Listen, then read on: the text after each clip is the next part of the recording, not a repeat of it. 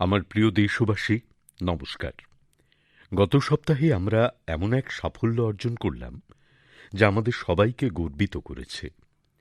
আপনারা হয়তো শুনেছেন যে ভারত গত সপ্তাহে $400 বিলিয়ন অর্থাৎ ৩০ লক্ষ কোটি টাকার রপ্তানির লক্ষ্যমাত্রা অর্জন করেছে। প্রাথমিকভাবে শুনলে মনে হয় যে আর্থিক ব্যবস্থার সঙ্গে যুক্ত এটা একটা ব্যাপার, কিন্তু এটা আর্থিক ব্যবস্থার থেকেও বেশি। ভারতের সামর্থ্য, ভারতের পোটেনশিয়ালের সঙ্গে যুক্ত বিষয়। একসময় ভারত থেকে রপ্তানির পরিমাণ কখনো ১০০ বিলিয়ন, কখনো ১৫০ বিলিয়ন, কখনো ২০০ বিলিয়ন হতো, আর আজ ভারত $400 বিলিয়ন পৌঁছে গিয়েছে। এর একটা অর্থ হলো যে ভারতে তৈরি জিনিসের চাহিদা বাড়ছে বিশ্বজুড়ে। দ্বিতীয় অর্থ হলো যে ভারতের সাপ্লাই চেইন দিনে দিনে শক্তিশালী হয়ে উঠছে, আর এর একটা গুরুত্বপূর্ণ বার্তাও রয়েছে। দেশ বড় পদক্ষেপ তখনই নেয় যখন স্বপ্নের থেকেও বড় হয়ে ওঠে সংকল্প। যখন রাত দিন সংকল্পের জন্য প্রয়াস করা হয় নিষ্ঠার সঙ্গে, তখন সেই সংকল্প সিদ্ধও হয়। আর আপনারা দেখুন, কোনো ব্যক্তির জীবনেতেও এমনটাই হয়। যখন কারো সংকল্প, তার প্রয়াস, তার স্বপ্নের থেকেও বড় হয়ে যায়, তখন সাফল্য নিজে পায়ে হেঁটে তাঁর কাছে আসে। বন্ধুগণ, দেশের নানান কোণ থেকে নতুন নতুন প্রোডাক্ট এখন বিদেশে যাচ্ছে।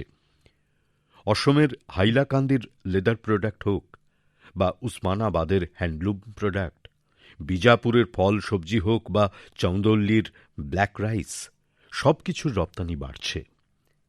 এখন লাদাখের বিশ্বখ্যাত অ্যাপ্রিকট আপনি দুবাইতেও পাবেন, আর সৌদি আরবে তামিলনাড়ুর থেকে পাঠানো কলাও পাওয়া যাবে।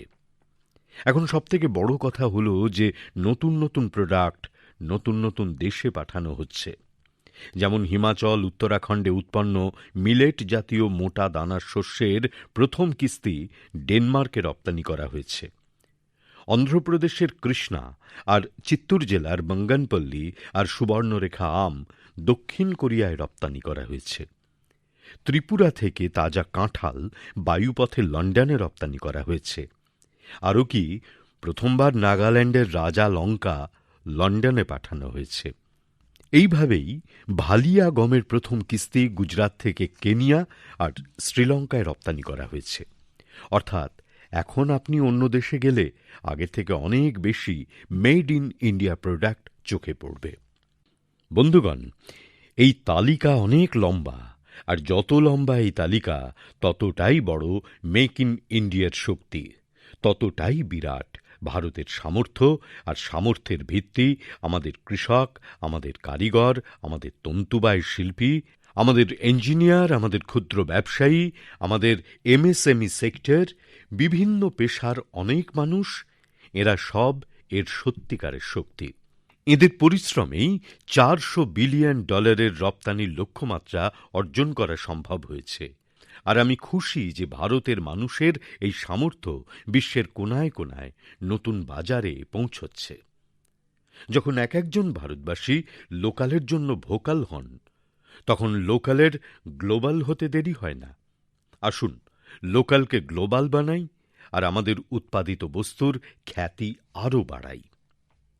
বন্ধুরা, মন কি বাতের শ্রোতাদের এটা জেনে ভালো লাগবে যে দেশীয় পর্যায়েও আমাদের ক্ষুদ্র উদ্যোক্তাদের সাফল্য আমাদের গর্বে ভরে তুলবে।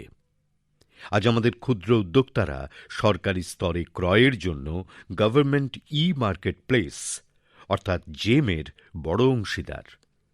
প্রযুক্তির মাধ্যমে খুব স্বচ্ছ সিস্টেম ডেভেলপ করা হয়েছে। গত এক বছরে জেম পোর্টালের মাধ্যমে সরকার ১,০০,০০০ কোটি টাকার বেশি কেনাকাটা করেছে। দেশের প্রতিটি প্রান্ত থেকে প্রায় ১,২৫,০০০ ক্ষুদ্র উদ্যোক্তা, ছোট দোকানদার তাদের পণ্য সরাসরি সরকারের কাছে বিক্রি করেছে। একটা সময় ছিল যখন শুধুমাত্র বড় কোম্পানিগুলি সরকারের কাছে পণ্য বিক্রি করতে সক্ষম হতো। কিন্তু এখন দেশ বদলাচ্ছে, পুরনো ব্যবস্থাও বদলাচ্ছে। এখন ছোটর চেয়ে ছোট দোকানদাররাও তাদের পণ্য জেম পোর্টালের মাধ্যমে সরকারের কাছে বিক্রি করতে পারে। এটাই নতুন ভারত। সে শুধু বড় স্বপ্নই দেখে না, সেই লক্ষ্যে পৌঁছনোর সাহসও দেখায়, যেখানে আগে কেউ আসেনি। এই সাহসের জোরেই আমরা ভারতীয়রা আত্মনির্ভর ভারতের স্বপ্ন পূরণ করব। আমার প্রিয় দেশবাসী, সাম্প্রতিক পদ্ম পুরস্কার অনুষ্ঠানে আপনারা নিশ্চয়ই বাবা শিবানন্দজিকে দেখেছেন। ১২৬ বছর বয়সী প্রবীণের উচ্ছ্বাস দেখে আমার মতো সবাই নিশ্চয়ই অবাক হয়েছেন। আর আমি দেখলাম কিভাবে এক নিমেষে তিনি নন্দী মুদ্রায় প্রণাম করতে লাগলেন। আমিও বাবা শিবানন্দজিকে নত হয়ে বারবার প্রণাম করলাম। ১২৬ বছর বয়সী বাবা শিবানন্দের বয়স এবং ফিটনেস দুটোই আজ দেশে আলোচনার বিষয় হয়ে উঠেছে। সোশ্যাল মিডিয়ায় অনেকের মন্তব্য দেখলাম যে বাবা শিবানন্দ তাঁর বয়সের চেয়ে ৪ গুণ কম বয়সীদের চেয়েও ফিট।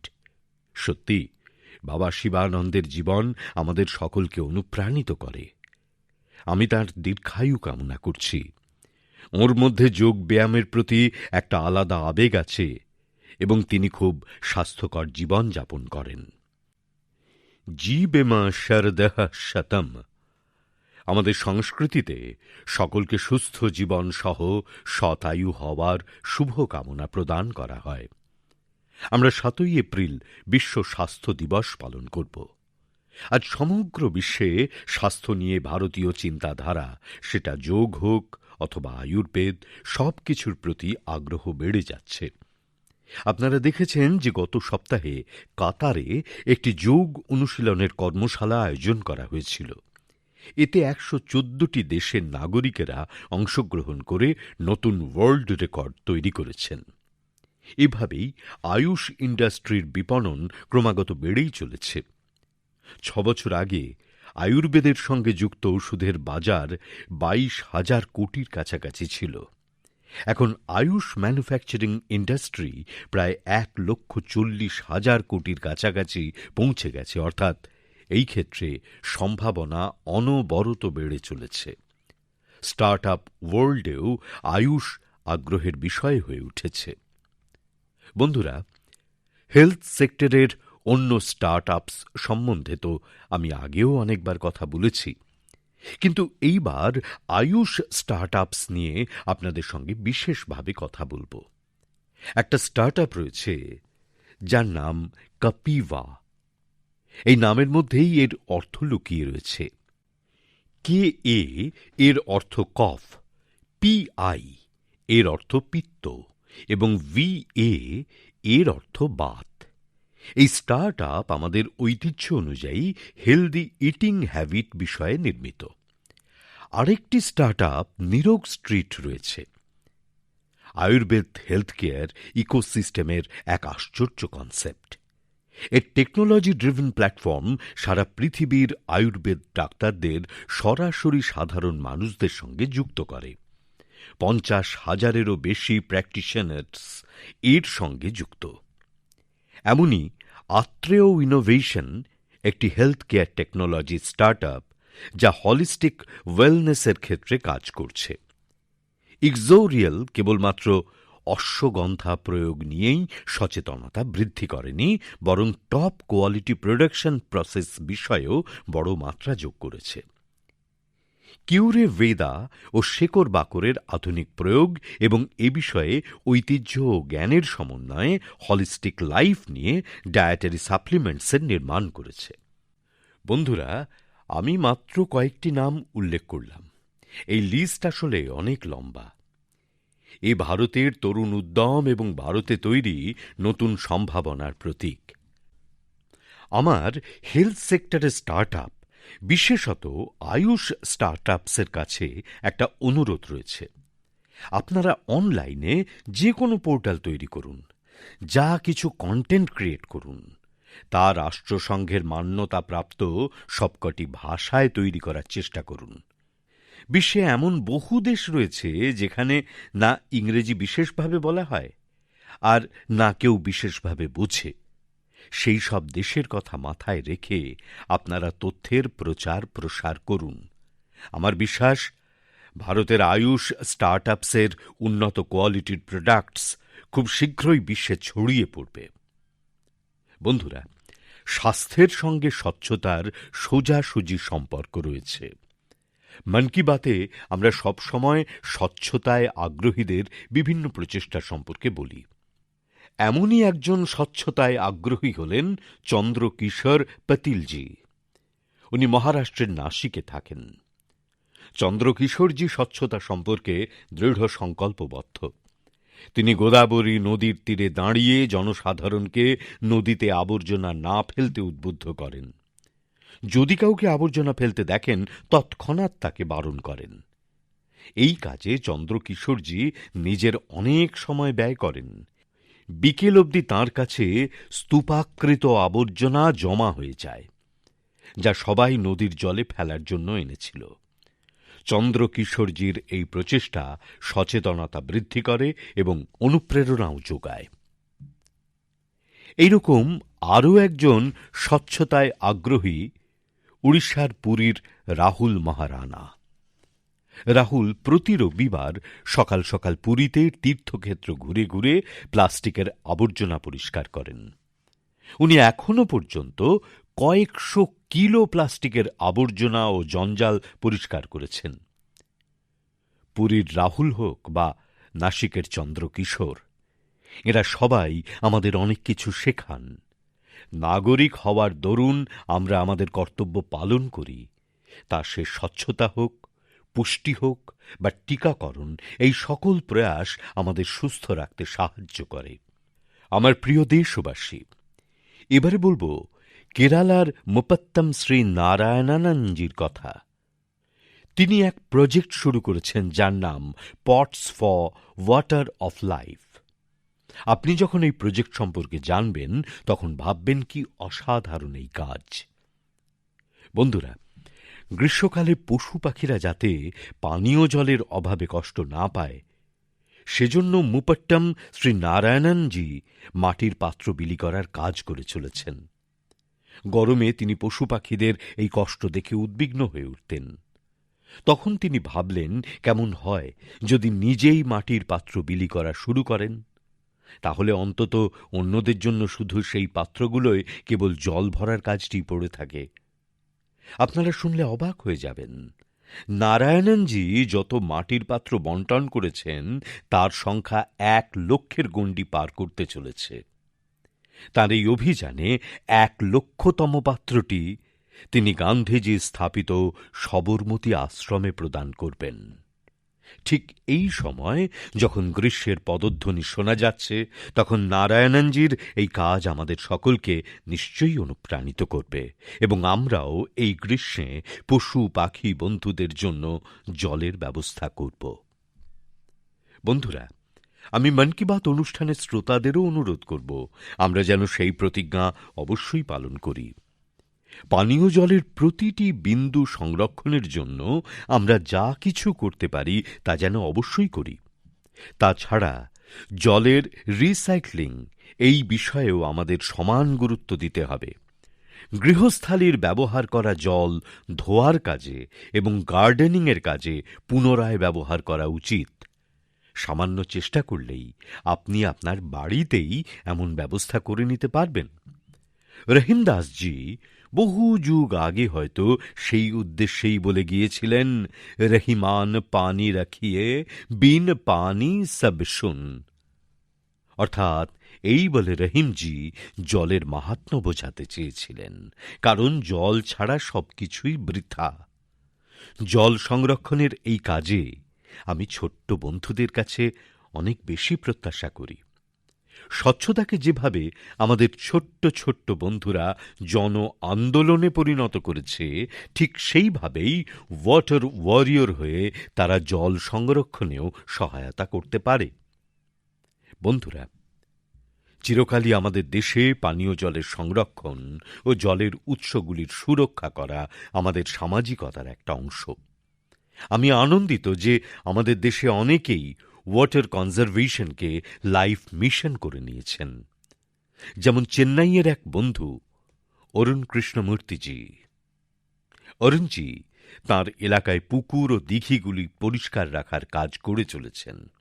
উনি ১৫০রও বেশি দিঘি ও পুকুর পরিষ্কার রাখার দায়িত্ব নিয়েছিলেন এবং তা সাফল্যের সঙ্গে পূর্ণও করেছেন। ঠিক সেই রকমই মহারাষ্ট্রের এক বন্ধু রোহন কালে। রোহন পেশাগতভাবে একজন এইচআর প্রফেশনাল। তিনি মহারাষ্ট্রের শত শত স্টেপ ওয়েলস অর্থাৎ সিঁড়িযুক্ত পুরনো জলকূপগুলোর সংরক্ষণের প্রচার চালাচ্ছেন। এগুলোর মধ্যে অনেক কুঁয়োই বহু প্রাচীন এবং আমাদের পরম্পরার একটা অংশ। সিকান্দ্রাবাদের বংশীলাল পেট কুঁয়ো এরকমই একটি স্টেপ ওয়েল। বহু বছর উপেক্ষিত থাকার ফলে এই স্টেপ ওয়েল মাটি আর আবর্জনায় ভরে গেছিল। কিন্তু এখন এই স্টেপ ওয়েলকে পুনরুজ্জীবিত করার অভিযান জন অংশীদারির মাধ্যমে শুরু হয়েছে। বন্ধুরা, আমি তো সেই রাজ্য থেকেই এসেছি যেখানে সবসময় জলের ঘাটতি থাকে। গুজরাতে এই স্টেপ ওয়েলকে ভাব বলা হয়। গুজরাতের মতো রাজ্যে ভাবের ভূমিকা অত্যন্ত গুরুত্বপূর্ণ। এই কুঁয়ো বা বাউরি সংরক্ষণে জল মন্দির যোজনা একটি বড় ভূমিকা পালন করেছে। পুরো গুজরাটে অনেক বাউড়িকে পুনরুজ্জীবিত করা হয়েছে। এর ফলে এই এলাকায় জলস্তর বৃদ্ধিতেও সাহায্য হয়েছে। এই রকমই অভিযান আপনারা স্থানীয় স্তরেও চালাতে পারেন। চেক ড্যাম বানানো হোক বা রেন ওয়াটার হারভেস্টিং, ব্যক্তিগত প্রচেষ্টা যেমন গুরুত্বপূর্ণ তেমনি সমষ্টিগত প্রচেষ্টারও প্রয়োজন আছে। যেমন স্বাধীনতার অমৃত মহোৎসবে আমাদের দেশের প্রত্যেক জেলায় অন্তত ৭৫টি অমৃত সরোবর বানানো যেতে পারে। কিছু পুরনো সরোবরকে সংস্কার করা যেতে পারে, আর কিছু নতুন সরোবরও বানানো যেতে পারে। আমার বিশ্বাস আপনারা এই লক্ষ্যে কিছু না কিছু প্রচেষ্টা নিশ্চয়ই করবেন। আমার প্রিয় দেশবাসী, মন কি বাতের একটা সৌন্দর্য এটাও যে এখানে আমি আপনাদের বার্তা বিভিন্ন ভাষায়, বিভিন্ন উপভাষায় পাই। অনেকে মাইগভে অডিও মেসেজও পাঠান। ভারতের সংস্কৃতি, আমাদের ভাষা, আমাদের উপভাষা, আমাদের থাকা খাওয়ার বিস্তার, এই সব বিবিধতা আমাদের অনেক বড় শক্তি। পূর্ব থেকে পশ্চিম, উত্তর থেকে দক্ষিণ পর্যন্ত ভারতের এই বিবিধতা ভারতকে এক করে রেখেছে, এক ভারত শ্রেষ্ঠ ভারত বানিয়েছে। আর এতেও আমাদের ঐতিহাসিক স্থান আর পৌরাণিক কাহিনী উভয়েরই ভূমিকা আছে। আপনি ভাবছেন এই কথাগুলো আমি এখন আপনাদের কেন বলছি? এর কারণ হল মাধবপুর মেলা। মাধবপুর মেলা কোথায় বসে, কেন বসে, কিভাবে এটি ভারতের বিবিধতার সঙ্গে জড়িত, এটা জানতে শ্রোতাদের খুব ইন্টারেস্টিং লাগবে। বন্ধুরা, মাধবপুর মেলা গুজরাটের পোরবন্দরে সমুদ্র তটে অবস্থিত মাধবপুর গ্রামে হয়। কিন্তু এই মেলার সঙ্গে ভারতের পূর্বভাগেরও সম্পর্ক রয়েছে। আপনারা ভাবছেন এও কি করে সম্ভব? এই প্রশ্নের উত্তরও পুরাণের এক আখ্যানে পাওয়া যায়। কথিত আছে হাজার হাজার বছর আগে ভগবান শ্রীকৃষ্ণের বিবাহ নর্থ ইস্টের রাজকুমারী রুক্মিণীর সঙ্গে হয়েছিল। এই বিবাহ পোরবন্দরের মাধবপুর গ্রামে সম্পন্ন হয়েছিল, আর সেই বিবাহের প্রতীক হিসেবে আজও ওই জায়গায় মাধবপুর মেলা অনুষ্ঠিত হয়। ইস্ট আর ওয়েস্টের এই গভীর সম্পর্ক আমাদের ঐতিহ্য। সময়ের সঙ্গে সঙ্গে এবং মানুষের প্রয়াসে এখন মাধবপুরের মেলায় নতুন নতুন জিনিস যুক্ত হচ্ছে। আমাদের এখানে কন্যাপক্ষকে ঘরাতি বলে, এবং আজকাল এই মেলার সময় নর্থ ইস্ট থেকে বহু ঘরাতি আসছেন। এক সপ্তাহ ধরে চলা এই মেলায় এখন নর্থ ইস্টের সব রাজ্য থেকে আর্টিস্ট আসেন, হ্যান্ডিক্রাফটের সঙ্গে যুক্ত বহু শিল্পী আসেন এবং এই মেলাকে আরও উজ্জ্বল করে তোলেন।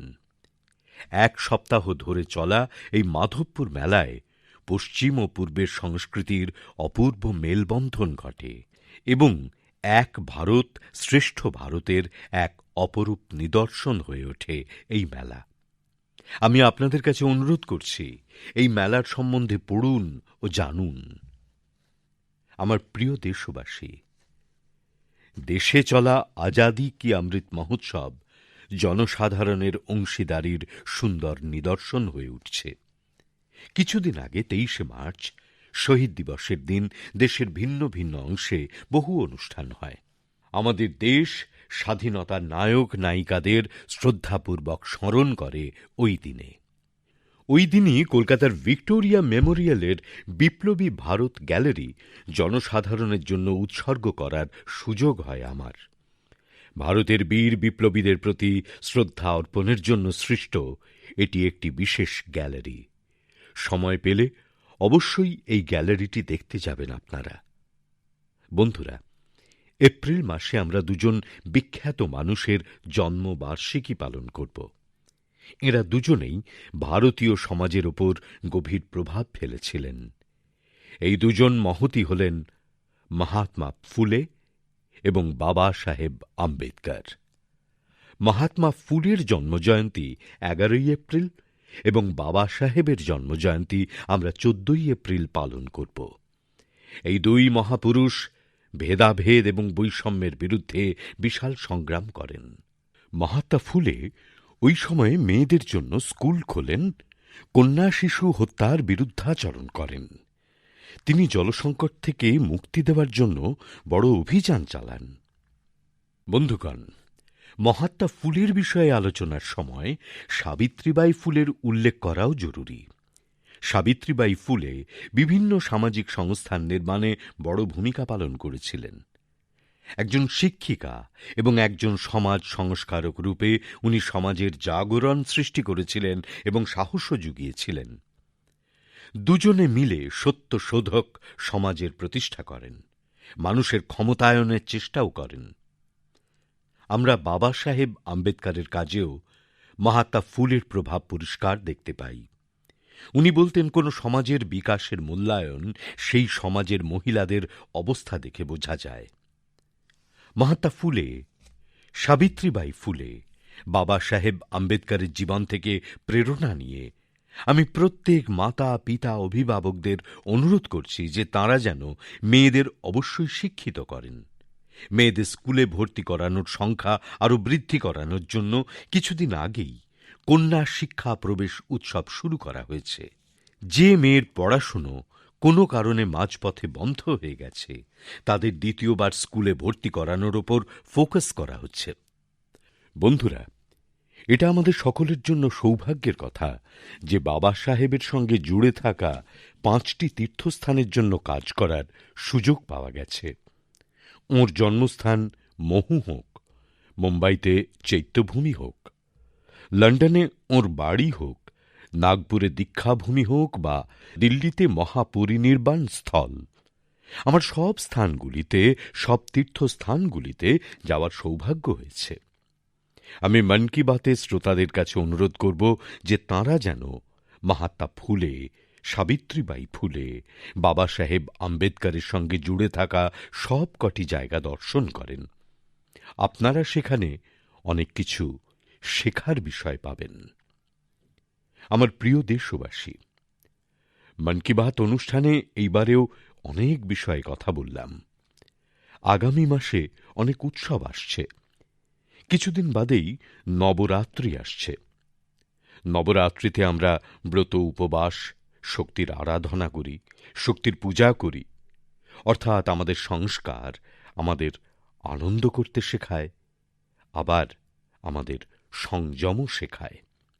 দৃঢ়তা এবং তপস্যা আমাদের কাছে উৎসবই। সেই জন্য নবরাত্রি আমাদের সবার কাছে খুবই বিশেষ পার্বণ। নবরাত্রির প্রথম দিনই গুড়ি পাড়ওয়া উৎসব আছে। এপ্রিল মাসেই ইস্টারও আছে। আবার রমজানের পবিত্র দিনও শুরু হচ্ছে। আমরা সকলকে নিয়ে নিজেদের উৎসব পালন করব, ভারতের বিবিধতা আরো শক্তিশালী করব। সবার এটাই কামনা। এইবারে মন কি বাত এইটুকুই। আগামী মাসে আপনাদের সঙ্গে নতুন বিষয়ে কথা বলবো। অনেক অনেক ধন্যবাদ।